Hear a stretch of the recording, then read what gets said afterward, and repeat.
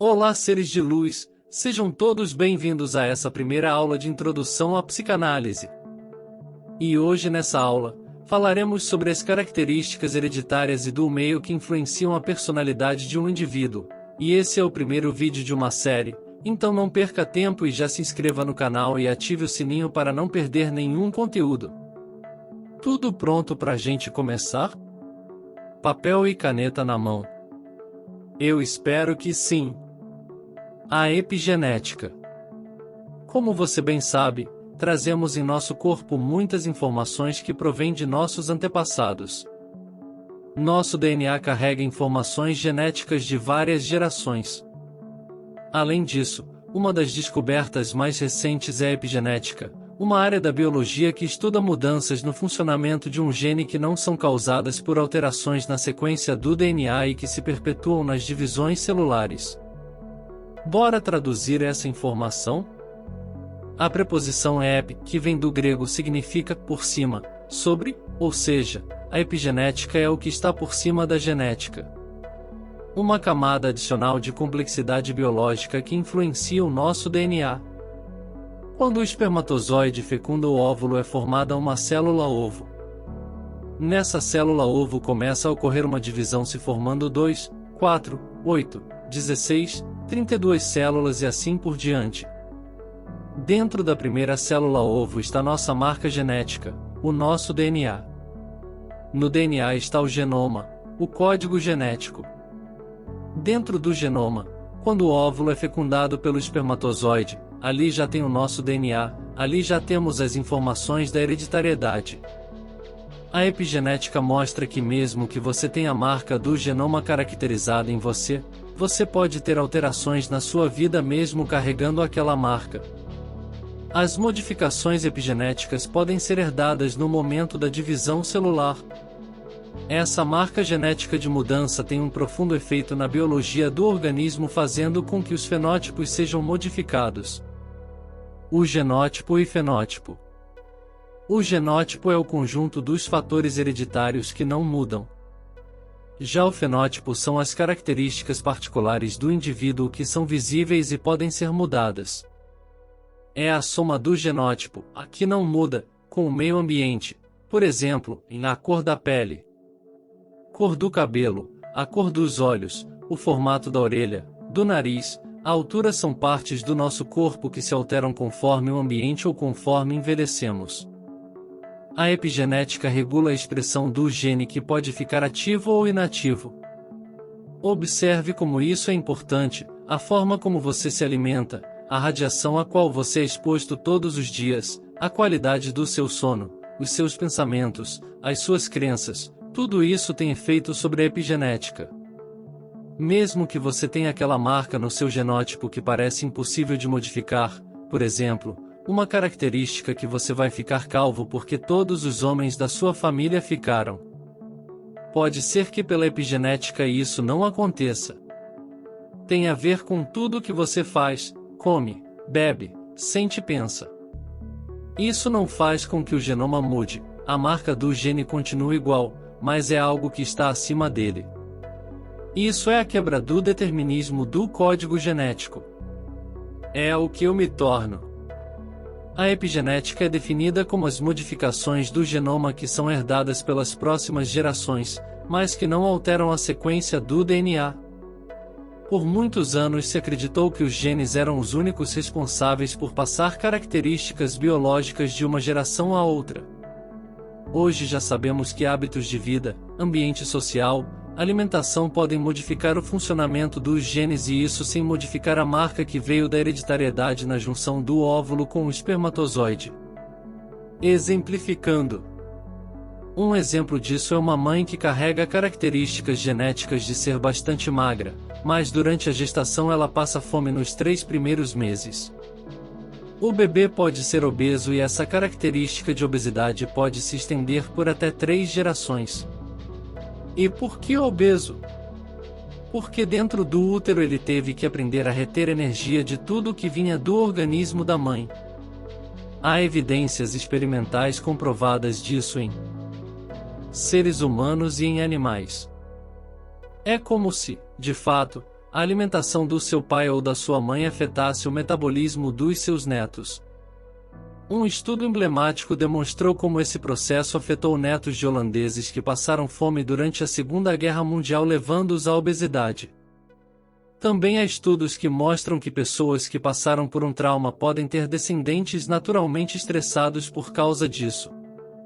Ou seja, a herança que trazemos dos nossos ancestrais vai além do DNA que recebemos deles. Em outro exemplo todo mundo da sua família tem cabelo branco desde muito cedo, tanto do lado do pai quanto do lado da mãe. Você carrega essa informação, mas se você tiver um estilo de vida saudável, uma boa alimentação, cuidar do corpo e da mente, for mais tranquilo e não se estressar tanto, você não precisa manifestar esses fios de cabelo branco tão cedo e pode estender esse processo por muitos anos.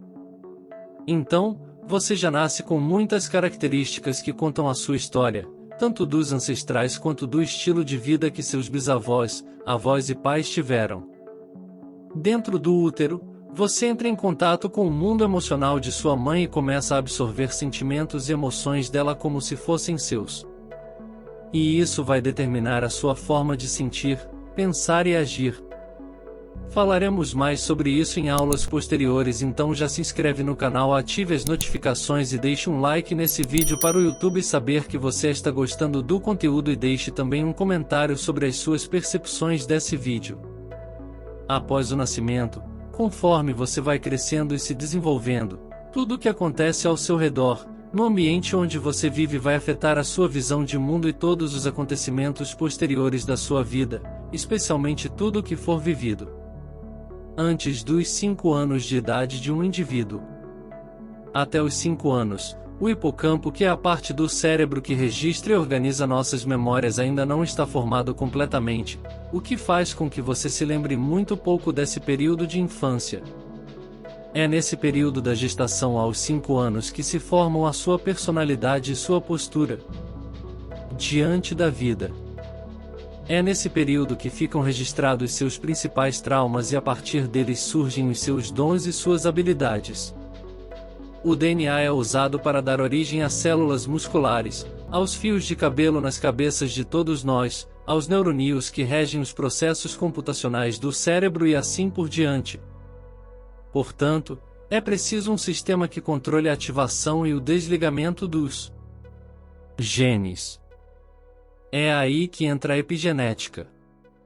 Em geral, os genes, por vezes, vários ao mesmo tempo, estão acoplados a regiões reguladoras. São pedaços de DNA que não contêm receita para a produção de nada, mas é neles que determinadas moléculas se conectam e iniciam a ativação daqueles genes. Como se fosse ligar ou desligar um interruptor. Os marcadores epigenéticos. Mas como a célula sabe qual interruptor ligar ou desligar? Com a ajuda de marcações moleculares epigenéticas. As mais conhecidas são grupos chamados de metil ou metila, a fórmula química é CH3, ou seja, um átomo de carbono e 3 átomos de hidrogênio ligados a ele. Num processo descrito como metilação, vários CH3 são colados nas letras de DNA como se fossem etiquetas com os dizeres "favor não usar". Nesse caso, as moléculas que deveriam ativar, ou seja, ler aquele gene, vão chegar até ali e dar meia volta. Já se a metila for retirada, a barra fica limpa e o gene pode passar pela transcrição para gerar uma proteína. Estamos descobrindo que o contrário também pode acontecer. Por vezes, certos tipos de metilação podem incentivar a transcrição de um gene, em vez de impedi-la. De qualquer modo, a ideia central permanece, e é possível regular a maneira como o DNA é usado pela célula sem alterar a sequência presente no genoma. Por um lado, esses processos são muito dinâmicos, afinal são eles que permitem a produção de diferentes tipos de célula. Digamos que seu organismo precise se adaptar a uma certa variação de temperatura. Seria conveniente reorganizar as células, ativar certos genes e lá se vão os marcadores epigenéticos fazer esse serviço.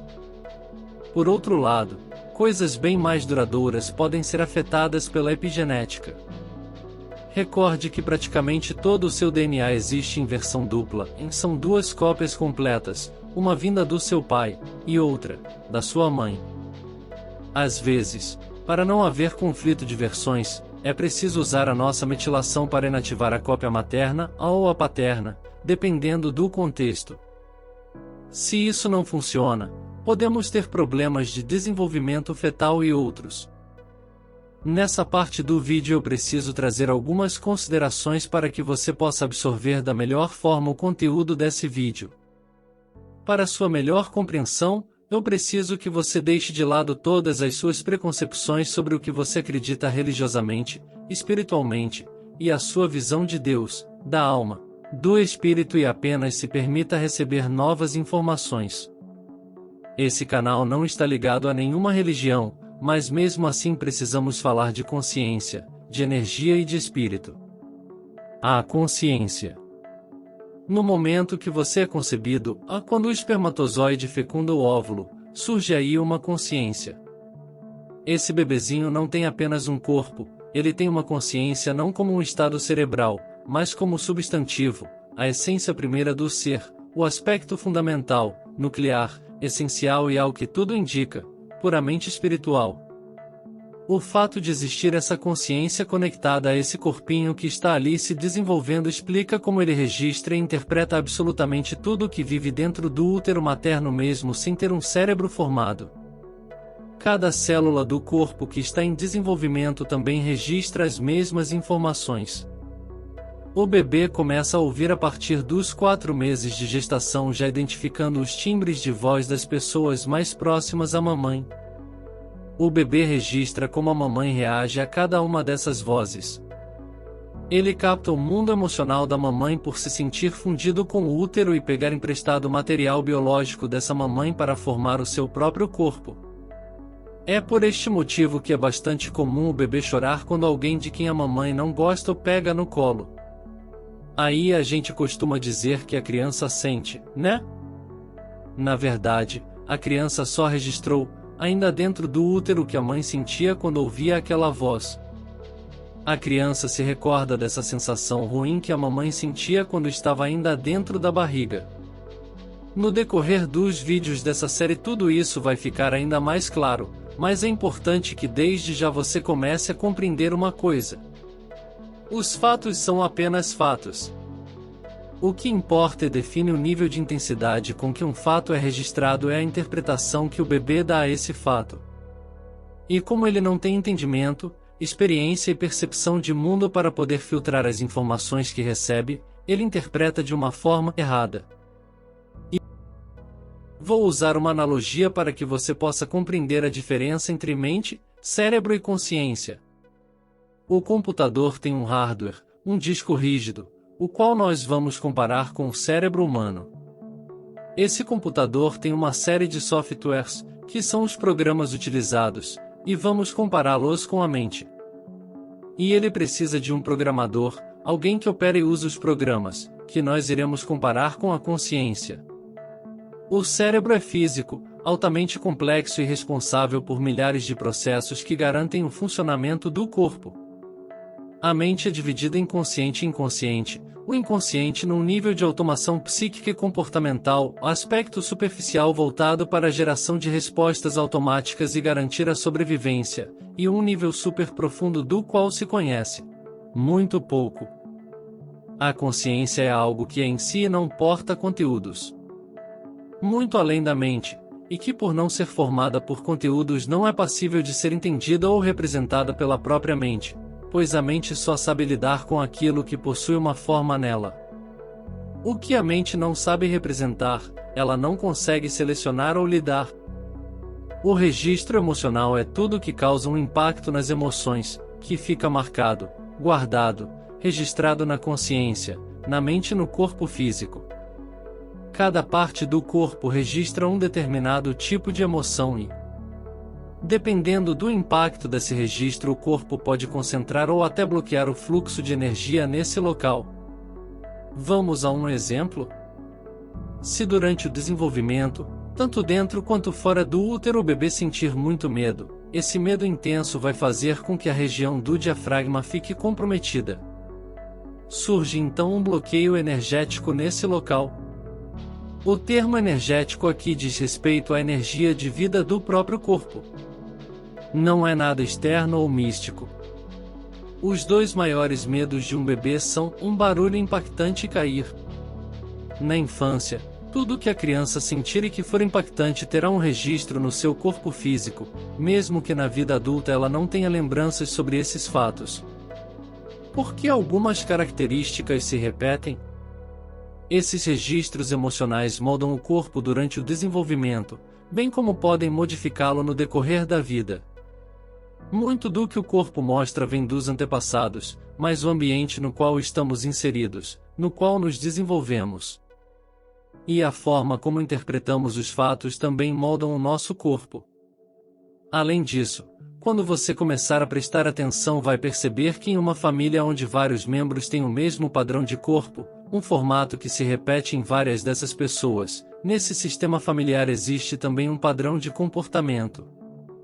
O mesmo tipo de crenças, de valores, o mesmo tipo de criação que se repete de geração a geração. Inclusive os traumas registrados acabam sendo os mesmos justamente por repetir o padrão de comportamento. Os extremos se repetem? E cabe destacar que quando os filhos não concordam com a criação recebida, eles vão tentar fazer exatamente o oposto e nessa tentativa de fazer o oposto acabam fazendo exatamente igual. Normalmente, quando filhos discordam completamente da educação ou da criação que receberam é porque esses pais estavam sendo, de certa forma, extremistas, tanto para o lado da liberação onde os filhos crescem sem limites, quanto para o lado da submissão, do controle, por vezes até com abuso de autoridade. É natural que os filhos queiram se tornar pais completamente diferentes daqueles que tiveram, e quando digo que acabam sendo iguais, é pelo fato de irem para o outro extremo. Por exemplo, é comum um indivíduo que apanhou muito na infância se tornar um pai permissivo. Ou seja, está sendo igual no sentido de ir para outro extremo e não buscar o equilíbrio. O filho desse indivíduo sofrerá da mesma forma, porque tudo que é extremo não é saudável, bem como poderá replicar o mesmo comportamento dos pais e dificilmente seguirão o caminho do equilíbrio, o meio termo. Tudo na natureza busca o equilíbrio. Os extremos nunca são saudáveis. O nosso cérebro é fantástico. Temos aproximadamente 86 bilhões de neurônios com a função de conduzir impulsos nervosos, e esses neurônios, todos interligados, formam sinapses que vão ser responsáveis pelas diversas funções de aprendizagem, habilidades motoras, etc.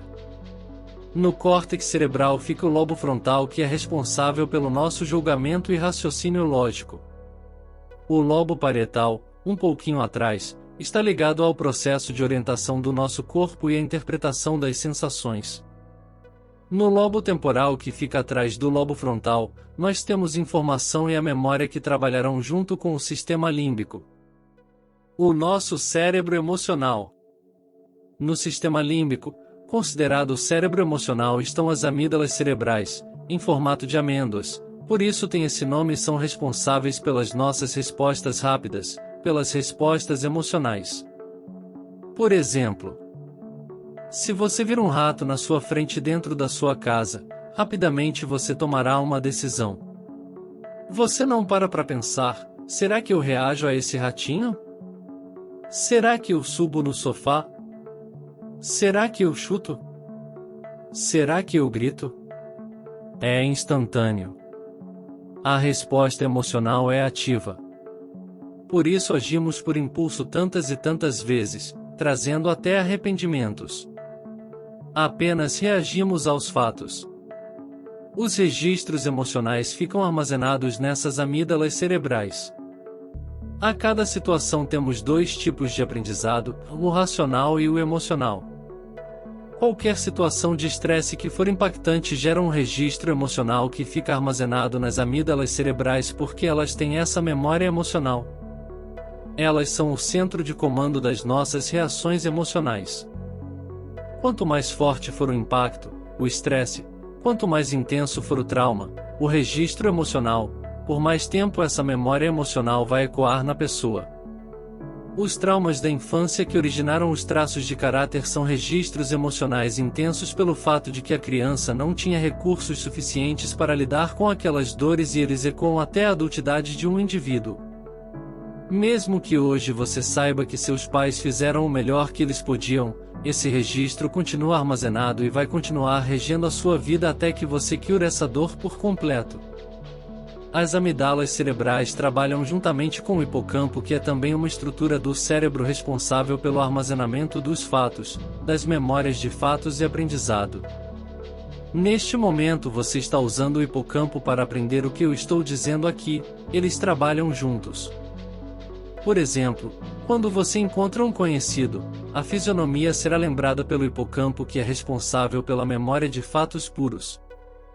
Mas se for uma pessoa que você gosta ou detesta, você pode sentir vontade de abraçar ou se esquivar dessa pessoa, pode sentir saudade, amor ou medo.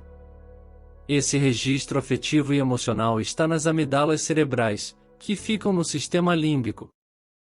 Sem elas nós não conseguiríamos nos ligar emocionalmente às pessoas e coisas, elas promovem uma conexão através do processo de emoção. A inteligência emocional vem de uma junção do córtex cerebral, que é nossa estrutura racional, com a nossa estrutura emocional. A inteligência emocional é o quanto eu consigo ser o equilíbrio entre razão e emoção. Mas esses registros emocionais não ficam apenas no cérebro, eles se manifestam também em nosso corpo.